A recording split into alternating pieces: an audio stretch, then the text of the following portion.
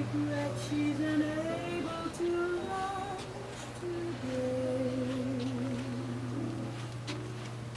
She is sorry to be delayed. We're just, you know, big secondhand record recycling and CD recycling store. You know, we buy the collections and we redistribute them to the public, and you know, that's our job.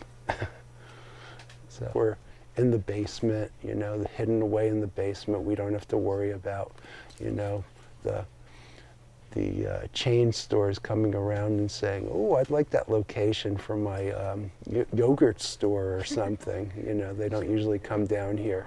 They're like, oh, we didn't even know anything was down there. We thought it was like, you know, just a big storage locker or something. So, you know, it's fine for us. Less people bother us, you know.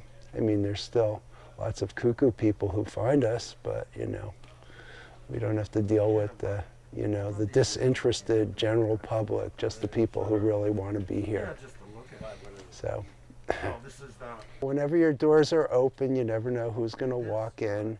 And there's some people who come here and come here regularly, and some people who we've gotten rid of, you know, for whatever reason. But, you know, there's always your homeless people, your people who, you know, are looking for some place to be because they don't, you know, they're out and about and they don't go to work or they don't know what to do. So, you know, people just start coming around, and sometimes they're fun to have in, sometimes they're annoying and fun, sometimes you have to, you know, figure out, you know, why they're here. Oh, I used to just come here to buy records and hang out and, you know, and talk to Reed and to Newville. You know, I hung out in record stores for like years before I actually went and worked, you know, in them.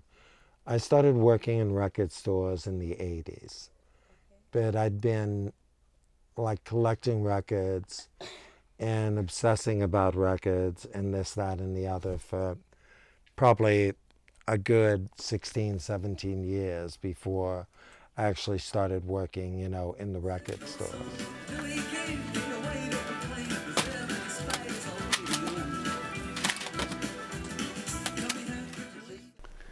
The first store we had was back in 1982.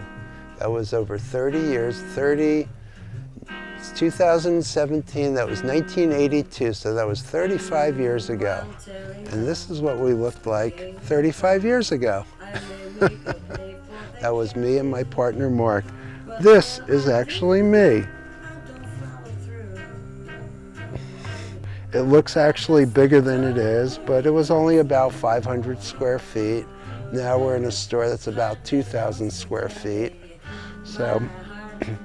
And so I was without a job, you know, and I was on the books, so I was collecting unemployment, and that's when I started selling online. And I was doing well enough selling online and collecting that I didn't have like this real impetus to get working again. And but then, you know, but then I asked around, and then, you know, Reed and Mark went and gave me, you know, a few hours here and there, and I just, you know, kept with it till now I'm working, you know, 5 days a week for in here. You know, you kind of learn your way around. You kind of start becoming, I guess, a better expert on, you know, different types of music, you know, from when you first began. And then all of a sudden people say, oh, you must know a lot. You've been here for a while. And then you kind of, you know, you pretend you do and say, yeah, of course we do.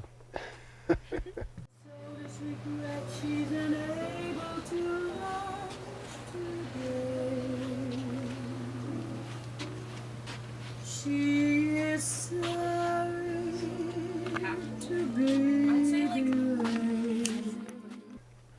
You know, you just see a pile of records and you kind of know what it's worth to you. And some people like that, and some people don't. Oh, my records are worth much more. Those belong to my grandmother. She had the best taste. And it's like, well, not really. She actually had very bad taste. And you can keep them. We don't want them.